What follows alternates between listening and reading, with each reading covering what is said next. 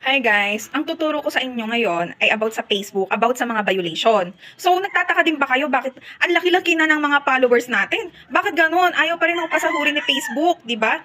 Tapos iba naman, 1,000 followers lang, may sahod na. So, anong problema natin? So, gusto ba natin makita kung may violation tayo?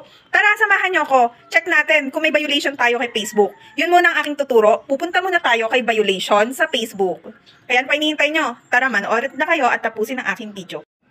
Hi guys! Ang tuturo ko sa inyo ngayon ay kung paano malalaman kung may violation tayo kay Facebook. Ayan, pupunta tayo sa ating Facebook and pipindutin nyo tong tatlong nasa gilid na to. Pagkapindot nyo, ibaba nyo lang yan.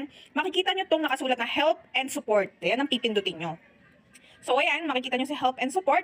Punta po tayo kay support inbox. Ayan, si support inbox. Ayan na, nakasulat na yan. Your alerts. Ibig sabihin, tingnan natin kung ano yung mga alerts natin. Ayan na sa akin kung bakit hindi ako sumasahod. Kasi madami pa po akong mali. And mamaya ituturo ko naman sa inyo kung paano ko yan aayusin. At paano ko siya tatanggalin. Ayan, you had an issue relating to payout. Ayan, mamaya po tuturo ko naman sa inyo kung paano ang gagawin sa mga yan para matanggal ang ating issue about sa violation na yan. Yan, wait nyo yung next video guys. Ngayon alam niyo na guys kung paano makikita ang mga violation. Mamaya ituturo ko sa inyo kung paano naman po aayusin yon. Ayan, alam pa kasi ang internet kaya hindi ko pa siya mapuntahan. So ang kailangan nyo kasi pag nag-ayos kayo, regular load or regular data. Pag panaliw lang, syempre hindi tayo makakapag-ayos. Kaya guys, hintayin nyo yung next video natin sa pag-aayos ng ating violation. So kung nakita nyo wala naman kayong violation, so okay na yan. I-set up nyo lang yung meta nyo.